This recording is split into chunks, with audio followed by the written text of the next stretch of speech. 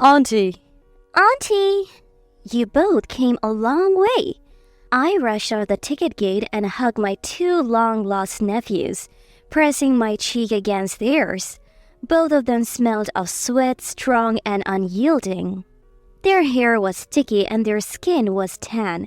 It seemed like they hadn't taken a bath for days. Their clothes were also dirty, indicating they hadn't changed in a while.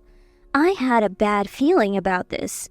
My name is Jeannie, a 39-year-old working mother who works part-time at a supermarket. My only brother, Blaine, passed away in a car accident 3 years ago. We were a close-knit sibling pair, always getting along since childhood. When Blaine decided to marry Sadie, our stepsister, they accommodated me even before our parents. That's how close we were. Therefore, my brother's sudden death was an incredibly sad event I had never experienced before. The only consolation was that during the accident, Sadie was in the front passenger seat and their two children were in the back seats, safely strapped in their child seats. At the time of the accident, Morris was 3 years old and Olivia was just 1. Morris barely remembered anything about his father and Olivia had no recollection at all. Sadie, who used to work as an air hostess at a bar before marriage, eventually returned to her job at a nightclub and started raising Morris and Olivia. As a single mother, she must have had a tough time with 2 kids. When I offered to help and visit, she always politely declined, saying, "It's too far, we'll manage." Sadie and her children lived in a provincial city, about a 3-hour bus ride from where I lived, making it difficult for us to meet frequently. I was concerned about the 2 children, but I also had a son of my own and a part-time job, so I often forgot about it in the hustle and bustle of everyday life. At that time, Sadie contacted me and asked if I could take care of the kids because she was going on a company trip. It had been a year since I last saw the kids.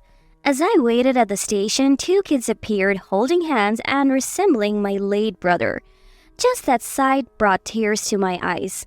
However, the joy of our reunion quickly turned to concern when I noticed that their hygiene wasn't great. When I checked the contents of their backpacks, I found no spare clothes.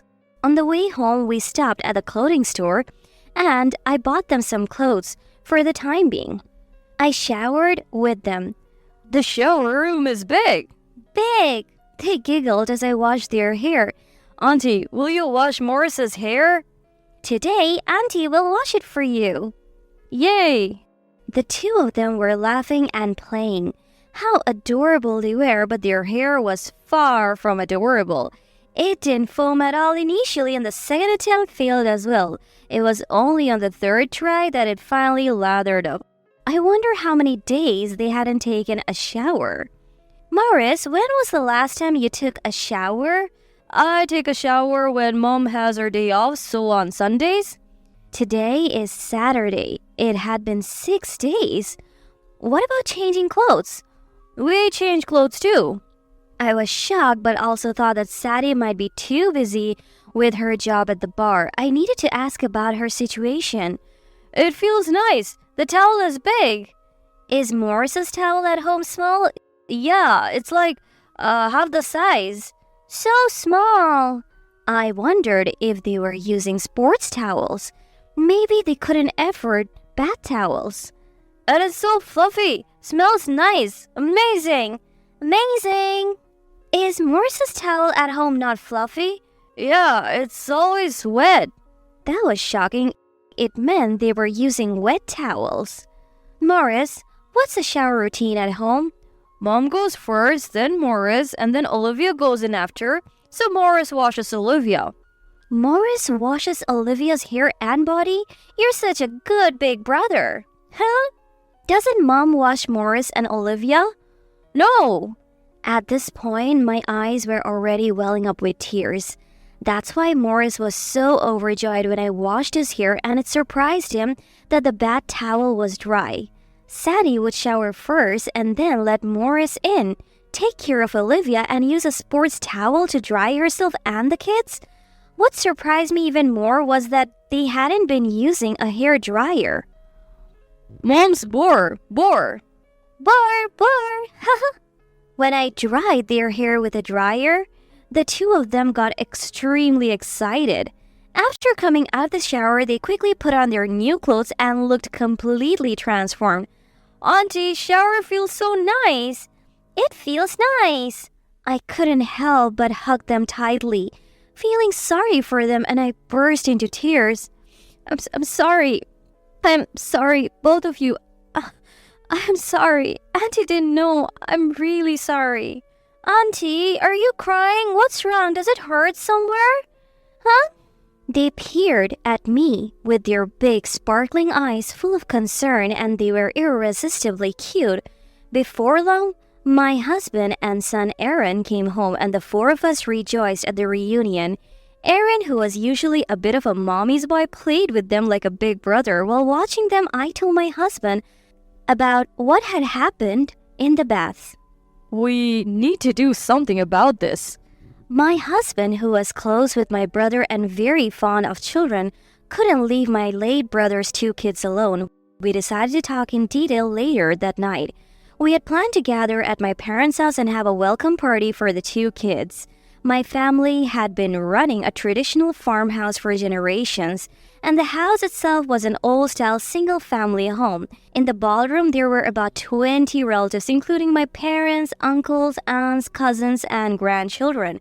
Wow, you're grown so much. Come here, show Grandma your face. Which one? Uncle will give you some pocket money. Wow, they look just like Blaine. They really do look like Blaine when he was little. They were surrounded by so many adults at once, and both of them seemed overwhelmed. Aaron, feeling sorry for them, shouted, Grandpas and grandmas, back off a bit. Morris and Olivia are scared. Everyone burst into laughter and a lively meal began. Wow, so many dishes. So many. Both of them seemed amazed by the numerous large dishes lined up on the table. They probably didn't use such large plates in their daily meals since it was just Sadie and the three of them.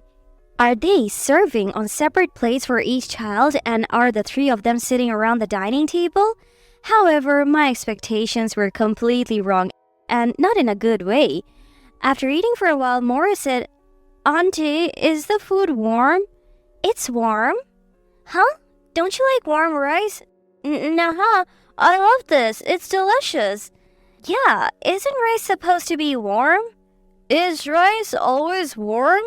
Yeah, rice is always warm. I see, rice is warm. It's so tasty. Olivia, Auntie's rice is soft. It's soft. Everyone present was stunned. Finally, my husband broke the silence. Morris, who do you usually eat with? Olivia. What about Mom? Mom's at work.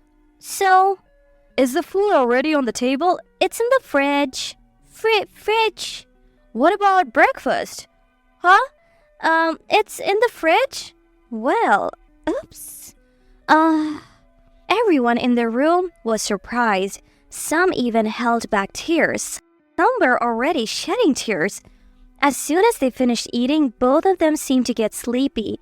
I put them to bed in the bedroom next to the ballroom and read them a picture book. Wow, Auntie is reading for us. Yeah, Mom is working when Morris goes to sleep. Olivia, can I sleep with Auntie? Sure. Just before falling asleep, Morris said, Auntie, the bed is soft. Fluffy. My tear ducts completely gave in. Blaine, I'm sorry for everything up until now. From now on, I'll protect these kids. In my heart, I made a firm promise to my late brother in heaven.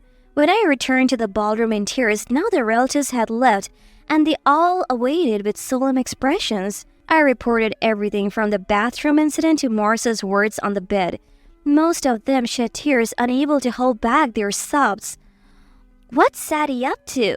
Yeah, I told her not to work as a hostess. Some expressed their anger. Then, Mom muttered something. She's not sending money just to make the kids eat cold food. Huh? Even Mom? And Jeannie. Truth be told, my husband and I had been sending Sadie's family money every month to help with their expenses since my brother's dead. It turned out that my parents were doing the same. How much? We sent $500. We sent the same. So we were sending a total of $1,000 in support every month. When you added child support to that, Sadie's family had a fixed income of $1,200 per month. That night, we talked until late and adjourned. 3 days later, Sadie came to my parents' house to pick up the kids. "Mom!" The kids rushed to her. "Here, I bought you something."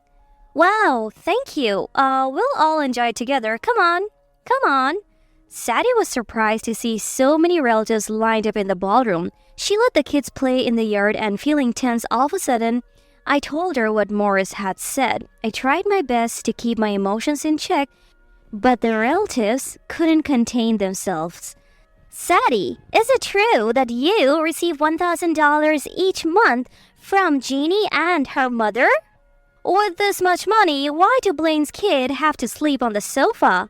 And the food, it's not like you don't have money, right? They eat dinner and lunch by themselves, right? Those kids call regular rice warm and fluffy and say it's delicious. I couldn't stand to watch it." They probably get dirty if they're only allowed to shower together. "And what about breakfast? The breakfast is in the fridge, right? Sadie, aren't you a good person? So why didn't you come back? Why does she wear revealing flashy clothes?" She dyes her hair and has highlights, right? But she won't even wash the kids' hair? "She has flashy nails and makeup too. She looks like a woman of the night." Wait, why did Blaine marry such a flashy woman in the first place? Gradually, their anger turned towards Sadie personally. "After all, don't hostesses drink with men? Even married ones." Oh, you seem to know a lot about it. They even have companions, right? They eat together and then go to the club. They must get taken to fancy restaurants, right? Like high-end restaurants or French places. Damn it! Sadie, it's delicious food and those kids eat cold rice. They sleep on a hot sofa crying mom mom together. Sadie kept her head down and didn't say a word. "Sadie, if we leave it to you, do you think those two will become neets in the future?" Neets are young people who are not in education, employment, or training. In our family, becoming a need is largely attributed to the family environment. Making someone a need is considered shameful for the family. "You mustn't become a need." You won't be able to face Blaine in the afterlife. What Sadie is doing is, in a sense, child neglect. What are you using all that money for? Is it for a man by any chance? We'll take the kids in at our house. We can take them in too. Sadie, who had been silent until then, suddenly got down to the floor and apologized deeply. "I'm sorry. I'm so sorry. I'm sorry for neglecting the kids, but please forgive me and I want to take them back." She stayed there sobbing and crying. "Wait, everyone, hold on. If you all crowd around like this and make Sadie cry, what good does that do? I'm sorry, Sadie, but each of us has been thinking about how to rescue those two from cold meals and a hard sofa. I'm sorry. You know, Sadie, we're grateful to you. After Blaine passed away, you have been taking care of Morris and Olivia all this time, and we really appreciate it." No, what do you mean by all this time? You don't mean you actually want to take the kids in, do you? Are Morris and Olivia saying they want to live here? I don't want that. I absolutely don't want to live apart from the kids. Sadie suddenly stood up and tried to go the children. "No, that's not it. Wait, don't jump to conclusions. Sit down and listen calmly, okay?" "Yes." "Not only thank you, but we also owe you an apology, Sadie. It's not easy for a woman to raise two kids while working alone without any help, and we should have been more considerate. I'm really sorry, that's how it is." As I apologized, it seemed that the anger that had flared up once had dissipated, and my husband, parents, and all the relatives apologized hastily. No, everyone, please stop. I should be the one to apologize, really, Sadie. I have been receiving support from Mary and Jeannie too, but I have been living on the edge trying to save on everything like food, baths, and clothes, and I have made Morris and Olivia endure so much. Morris always says, leave it to me, I'll be a good boy and Olivia will stay at home, so I ended up spoiling them too. Morris, he's grown into such a good kid. Mom's tears were flowing. Mary, even though they're precious grandchildren, I'm really sorry. Could it be that you were worried that the kids want to come here because of what you did? Yes, because I've been saving money all the time and not buying anything. The microwave has been broken for a while and I haven't brought a new one, so the food is always cold. Should we get a new microwave? Wait a minute, are you saving money? Yes. On top of the money you sent every month, Blaine said it when Morris and the kids were born. He said if they want to go to college or anything, even if it was a bit of a stretch, we should let them. I couldn't go to college myself because I didn't have an education, and I can only do hostess's work, so I thought at least for the kids. Sadie hadn't been using the money for her own luxuries or entertainment. She had been saving it for the kids' future. At this point, some relatives were already crying. So anyway, I thought I had to earn money for these kids. I work at a bento factory in the morning, but next year Morris will be in elementary school. So I'm worried about what to do when his bento is gone. Oh, so that's why you weren't home in the mornings? Yes. We thought you were coming home late in the morning and were worried. That's good. You're a good wife. But like that, your body won't hold up, Sadie. We consider you not only our kids, but also a part of our family, Sadie. Can't you rely on us a little more? But is it okay? You've been supporting me with money all this time. So actually, this is the main point. I have a question. Do you have any special attachment to the town you currently live in? No, not particularly, but my parents passed away early and I only have memories with Blaine. What about your workplace? I work at the bar and the bento factory because they pay well. I'm going to ask something a bit awkward, but is there a special man in your life? No, there isn't. I'm devoted to Blaine in heaven. It was heartwarming to hear Sadie, with her dyed hair, flashy nail art, and heavy makeup, talk about her feelings for her late husband while blushing. Despite appearances, that's quite pure. Everyone burst into laughter and Sadie blushed even more. Then there's no problem. All the relatives nodded in agreement. It's Sadie's proposal. How about moving here? But I don't have a job or anything here. Well, here's a suggestion. How about starting by learning accounting at a vocational school near our house? You can receive an allowance while studying at a vocational school. But I'm really not that smart. It's okay. I also went to vocational school in my 40s. They teach very thoroughly there. Thanks to that, I was able to graduate. If you could graduate, Sadie can do it for sure. Everyone laughed heartily. After you graduate, my uncle's lumberyard has an office job available, so there's a job for you. The woman who used to work in the office had told us she wants to quit.